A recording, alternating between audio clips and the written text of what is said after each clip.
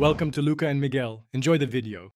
You start by confirming where Windows 11 lives and why you can remove it safely. First, make sure you backed up Mac OS with Time Machine or a cloned drive so you can recover if something goes wrong. Next, reboot into Mac OS and open Disk Utility, and if applicable, boot Camp Assistant. Once done, identify the Windows partition by size and format. This prevents accidental deletion of Mac OS volumes. Make sure File Vault is disabled if it blocks disk changes. You now remove the Windows partition using the appropriate tool.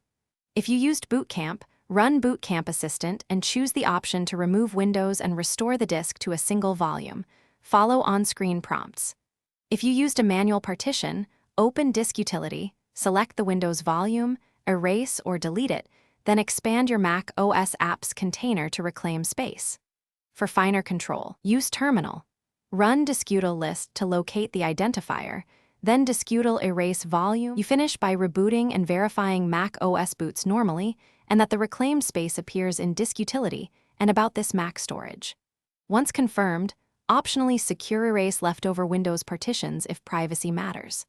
If the Mac doesn't boot or shows a blinking folder, reset nvram/pram by holding Option Command PR during startup. Make sure to try Safe Mode to isolate extensions.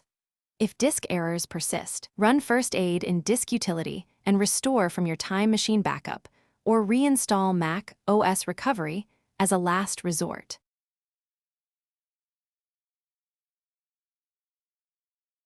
Thanks for watching and please subscribe. It's the best investment you'll ever make.